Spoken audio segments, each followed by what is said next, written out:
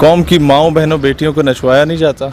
मैं तो तारिक जमील साहब से नाराज हूँ इस बात पे। आपने माफ़ी मांगी क्यों है? खलील और रहमान कमर को बोलते कि माफ़ी मांगो हमसे, वो इन्हें बताता कि फिर किससे माफ़ी मांगनी है, कैसे मांगनी है। तारिक जमील पूरी दुनिया फिरा हुआ है और ये तो लल्लू पंजू बैठे होते हैं ना मीडिया पे। वैसे उसने जिस तरीके से माफ़ी मांगी उसने थप्पड़ ही मारा है इन लोगों को और एक बड़ा ज़बरदस्त छक्का मारा है। जी अस्सलाम वालेकुम नाज़रीन, मैं हूं आपका मेज़बान हुसनैन। आप देख रहे हैं नया पाकिस्तान। आज मैं मौजूद हूं एक इस्लाम पसंद नौजवान और सोशल मीडिया पे काफ़ी वायरल होने वाले नौजवान शहीर सियालवी के साथ। इनसे बात करेंगे जो आजकल सोशल मीडिया पे एक ट्रेंडिंग पे जा रहा है मौलाना तारिक जमील का जो मामला है कि जो सहाफ़ी बरादरान है उन्होंने मौलाना तारिक जमील साहब से माफ़ी का मुतालबा किया और मौलाना तारिक जमील ने लाइव शो में माफ़ी मांगी। तो शहीर भाई, इस हवाले से आप बताएं कि क्या जो मौलाना तारिक जमील साहब ने बात की थी कि मीडिया बेहयाई फैल चुकी है, मीडिया में हमारे माशरे में बेहयाई फैल चुकी है, हमारा माशरा झूठ बोल रहा है, हमारा मीडिया झूठ बोल रहा है, इस हवाले से क्या बताएं? और जो सहाफ़ी बरादरान ने जो माफ़ी का मुतालबा किया था, क्या ये उनका जायज़ था? देखें, सुबह मॉर्निंग शो पे जो हमारी माएँ बहनें बेटियाँ बैठ के देख रही होती हैं, कौम की माओ बहनों बेटियों को नचवाया नहीं जाता। जामे में खुला लेने का तरीका बताया गया, मेरे ख्याल है आधी कौम को नहीं पता था। तलाक की रेशो बढ़ चुकी है, सेपरेशन की रेशो बढ़ चुकी है जब से ये मीडिया हमारे घरों तक सरायत कर चुका है। इनके ड्रामाज में हमने हजूर अकरम अलैहिस्सलाम के अदब वाला एलिमेंट कम देखा है, बल्कि इस्लाम का एलिमेंट तो देखा ही नहीं है ना। हाँ, मॉडर्नाइजेशन को ज़्यादा देखा है, डायरेक्टली और इनडायरेक्टली इस्लाम पे सवाल करना ज़्यादा देखा है। इनडायरेक्टली हमारे तहतुल शऊर में वो बुत परस्ती भी लाई जा रही है। ड्राइंग रूम में ये बैठे होते हैं, पीछे वो बुधा साहब बैठे हुए होते हैं, पीछे किसी और का स्टैचू पड़ा हुआ होता है। और फिर मैं समझता हूँ ये जो DGISPR बार बार रोता था आसिफ गफूर के जी 5th जनरेशन वॉर, वो ये है कि किस तरीके से आपके मीडिया पे कंट्रोल ही नहीं है भाई आपका, कि आप अपने बच्चों को छोटा भीम कार्टून दिखा रहे हैं। वो छोटा भीम कार्टून में एक भगवान साहब होते हैं, अच्छे अच्छे काम करते हैं, लोगों की मदद करते हैं, मुश्किल में आ जाते हैं, और वो एक्चुअली भीम भगवान है। जय भीम का नारा लगाते हैं हिंदू वहाँ हिंदुस्तान में। अब आपका बच्चा जब छोटा भीम देखता है, वो शक्ल भी छोटे भीम की और भगवान की वही होती है जो हिंदू शो करते हैं। अब वो बच्चा जब मार्केट में जाता है, कराची में या रावलपिंडी में या किसी भी शहर में, जब वो दुकान में जाता है तो शॉर्पनर, रबड़, पेंसिल और डेकोरेशन पीस 20-20 रुपए या 30-30 रुपए के छोटे भीम वाले मौजूद होते हैं। तो होता क्या है कि वहाँ पर जो वालिद साहब हैं उसके सामने बच्चा लेट जाता है और नारे लगाता है, धाड़े मारता है कि जी मैं तो ये लेके जाऊँगा। जब वो ले जाता है और घर में ला के डेकोरेशन पीस को टीवी के ऊपर रख देता है, आपके हिंदुस्तान ने आपके घर में 30 रुपए में अपना भगवान पहुँचा दिया है। ये है आपका मीडिया, ये है 5th जनरेशन वॉर। हमें पता नहीं चल रहा जो झूठ बोला जाता है मीडिया पे। आप जनाब जो 3-4 औरतें निकल जाती हैं या 5-7 औरतें निकल जाती हैं नीम बरहाना हालत में मेरा जिस्म मेरी मर्जी का नारा लगाते हुए, जो वहाँ पर 3rd क्लास किस्म के मेरा जिस्म मेरी मर्जी से पैदा होने वाली जो नाजायज़ औलाद होती है, वो बैठ के इस्लाम को एक मुतशद्दिद किस्म का शहीद भाई, मैं बात उन्होंने भी मुतालबा किया कि मौलाना साहब हमसे भी माफ़ी मांगे। अगर आपके इल्म में हो, उन जो मेरा जिस्म मेरी मर्जी वाली औरतें बाहर निकली थी, उन्होंने भी मुतालबा किया मौलाना तारिक जमील साहब हमसे भी माफ़ी मांगे। किस चीज़ की माफ़ी मांगे? आप कहती हैं कि मेरा जिस्म मेरी मर्जी, कोई भी आके चढ़ दौड़े उस पर, जो मर्जी उस पर करे। अबॉर्शन राइट्स आपने दिए हुए, आपने हर कुछ किया हुआ है। भाईजान, ये इस्लामी जमहूरिया पाकिस्तान है और मोहतरमा, ये इन मोहतरमाओं को पता होना चाहिए कि ये अगर पाकिस्तान ना बनता ना, जहाँ तो मेरा जिस्म मेरी मर्जी के नारे लगा रही हो, तो आज तुम लोग या तुम्हारे जो बड़े जिस कुर्सियों पे, आला कुर्सियों पे बैठे हुए ना, वो हमें भी पता है कौन कौन किस किस महकमे में बैठा हुआ है। इनका बड़ा बाप दादा जो है वो उन कुर्सियों पे ना बैठा होता, किसी हिंदू बनिए की गाड़ी के टायर साफ कर रहा होता। और इन औरतों के रेट लखनऊ, दिल्ली और मुंबई के बाजारों में लग रहे होते, जिन्हें बाइज्जत शहरी पाकिस्तान ने बनाया है। इनकी क्या हैसियत थी? दलित और शूदर से गया गुजरा सलूक इनके साथ हिंदू करता। तो जो सहाफ़ी बरादरान ने मौलाना साहब से माफ़ी का मुतालबा किया है, तो क्या उसके बारे में क्या कहते हैं कि लाइव प्रोग्राम में, लाइव शो में बैठ के वो कह रहे हैं कि हमसे माफ़ी मांगी जाए, कौम से माफ़ी मांगी जाए? देखें, सच बड़ा कड़वा होता है और वो मीडिया जो प्रमोट करता है शर्मीन आबिद चिनॉय को, वो मीडिया जो प्रमोट करता है मलाला को, इन लोगों ने अपनी माँ बना के बिठाया हुआ है, सारी दुनिया को पता है कि ड्रामा है।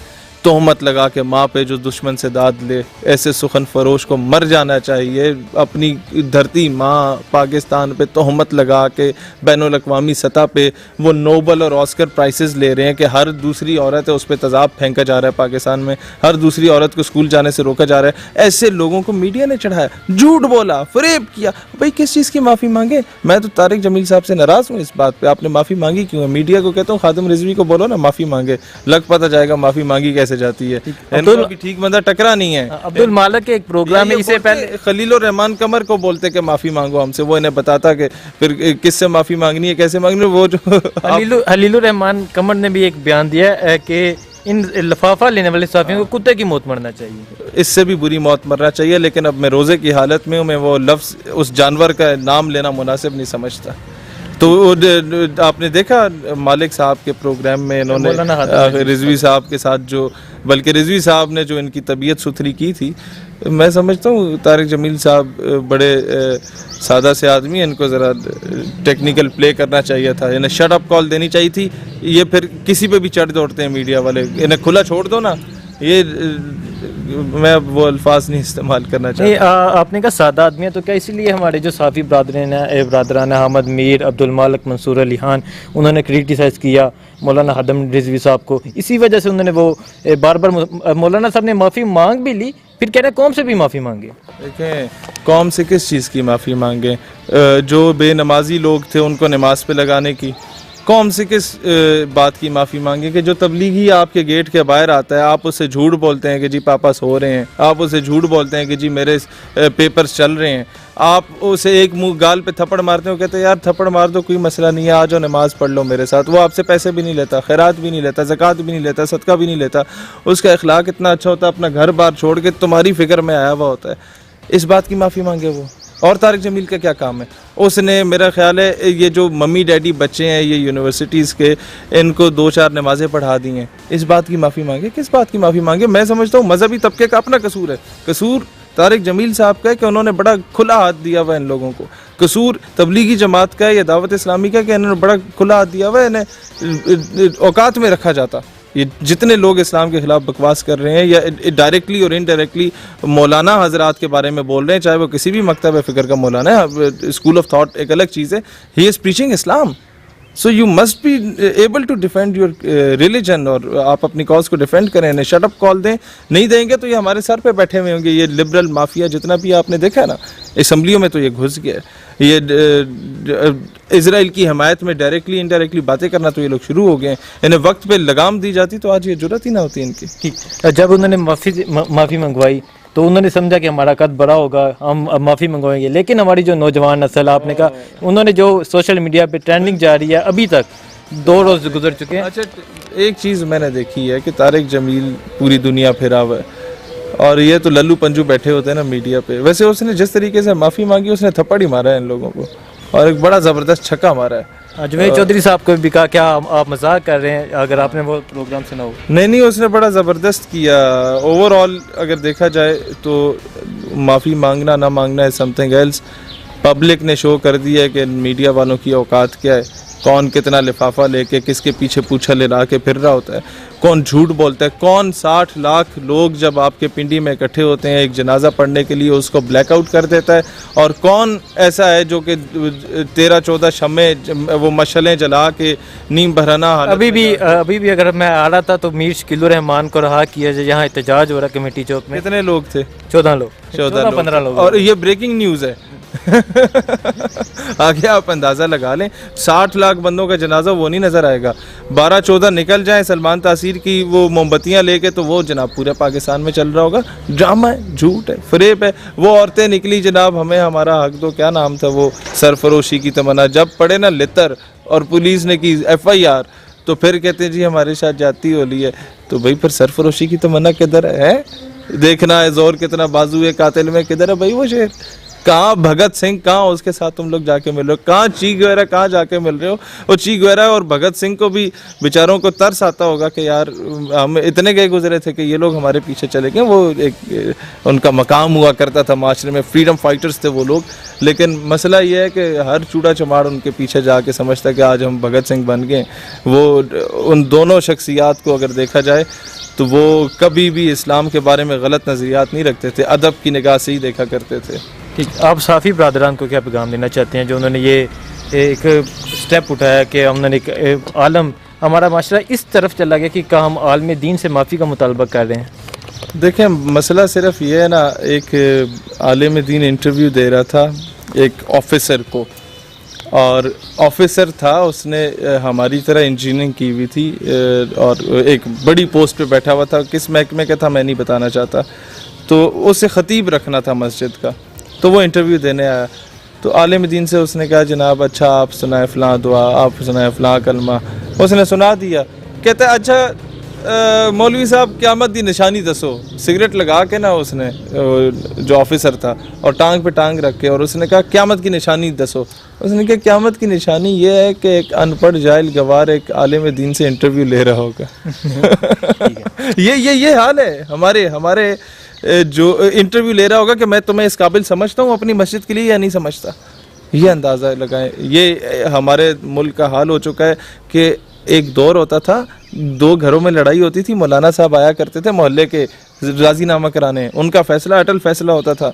एक दौर होता था जब उलमा से फतवे लेके 1857 की जंग आज़ादी करा दी जाती थी। एक दौर होता था जब 1920 में सल्तनत उस्मानिया के जवाल के वक़्त उनकी फेवर में पूरी तहरीक खिलाफत बरसगीर से उठ खड़ी होती थी। अब क्या हो रहा है? ठीक, अभी रमज़ान ट्रांसमिशन जारी हैं, तो जो औरतें, आपको भी मालूम होगा, जो औरतें पूरा साल मुख्तलिफ सॉन्ग पे वो डांस करती हैं, आज वो रमज़ान ट्रांसमिशन कर रही हैं। अभी रमज़ान ट्रांसमिशन में जो रहा वो भी आपको मालूम होगा। तो ये सहाफ़ी बरादरान जो इसके अलावा आवाज़ क्यों नहीं उठाते? देखें, बात यह है कि इस तरह के औरतें जब तक नीम बरहना हालत में अपनी रानें नंगी करके और अपने जो है वो जिस्म की नुमाइश जब तक नहीं करेंगी, इनको वो बाहर की कंपनीज़ के एड्स नहीं मिलेंगे, और जब तक वो एड्स नहीं मिलेंगे इनका कारोबार नहीं चलेगा। फिर कहते हैं मौलाना साहब झूठ बोलते हैं कि जी माफ़ी मांगे कि जी मीडिया जो है वो झूठ चलाता है और गलत चलाता है, मीडिया के मालिक ने ये कहा, किस मालिक ने कहा, किस चैनल के मालिक ने कहा। बात यह है, हमारी जितने अदाकाराएँ हैं वो अदाकारी करें, हॉलीवुड का मुकाबला करें, बॉलीवुड का मुकाबला करें, वो उनका काम है, जो काम है। नाचना चाहती हैं नाचें, ड्रामेबाजी करना चाहती हैं ड्रामेबाजी करें, वो फिल्म इंडस्ट्री में काम करना चाहती हैं करें, हमें किसी से कोई एतराज़ नहीं। हम खुद सारे बड़े मॉड स्कॉट किस्म के लोग हैं, लेकिन आप आके दीन सिखाना शुरू कर दें जनाब। कल तक की हरीम शाह आज आके जनाब आपको समझा रही है कि जनाब दीन क्या होता है। तो जनाब पहले अपने अब्बा जी से दीन सीखा है, जो बेचारा रो रो के माफ़ी मांग रहा होता है हरीम शाह की जगह कि जनाब मुझसे इससे गलती हो गई है तो आप मुझे माफ़ कर दें। मतलब मुझे तो तरस आ गया था उसके वालिद पे। उसके बाद से तो मैंने बात ही करना मुनासिब नहीं समझा कि यार मैं अगर हरीम शाह को कुछ कहूँगा, समझाने की भी कोशिश करूँगा, तो इसके वालिद पे मुझे तरस आएगा। ठीक, हमारे नौजवानों को क्या पैगाम देना चाहेंगे? यार नौजवानों को हसनैन भाई मेरा सिर्फ ये पैगाम है कि बंदे के पुत्र बनो। ये जो तुम लोग बाइकों को सलेंसर निकाल के जो हर लोगों की माँ बहन के पीछे घुमा के फिर रहे होते हो ना, कल को तुम्हारी माँ बहन ने भी इसी गली से गुजरना है। और ये जो हमारे नौजवान हैं, जो बड़े बड़े अफसरों के बच्चे हैं, जो अपनी बड़ी बड़े डालों में और गाड़ियों में जाके गर्ल्स कॉलेज के सामने वो शीशा नीचे करके अपने नंबर्स फेंक आते हैं ना, उनसे सिर्फ ये कहूँगा कि जनाब कल तुम्हारी बहन ने भी इसी यूनिवर्सिटी इसी कॉलेज में पढ़ना है। तो सिर्फ तुम अमीर नहीं हो इस पाकिस्तान में, और भी हर गली में 2-4 अमीर फिर रहे होते हैं। वो अगर इस तरह कर लें तो तुम पे क्या गुजरेगी। हमारे आइम्मा कराम ने कहा था कि ज़िना एक कर्ज़ होता है, चाहे वो किसी भी किस्म का ज़िना हो, वो माँ बहन बीवी बेटी पे उतरता है। और अगर आप इस तरह की कोई हराम तोपी करेंगे तो आप याद रखें कि आपकी माँ बहन बीवी बेटी पे वो उतरेगा। लिहाजा मैं नौजवानों से यही कहूँगा, बाकी मैं कोई फ़लसफ़ाना बात नहीं करूँगा शेक्सपियर की तरह, सिर्फ ये कहूँगा कि लोगों के घरों में झांकने से बेहतर है कि अपने घर को देख लो कि वो चीज़ मुड़ के वो पत्थर आपकी तरफ गिर सकता है।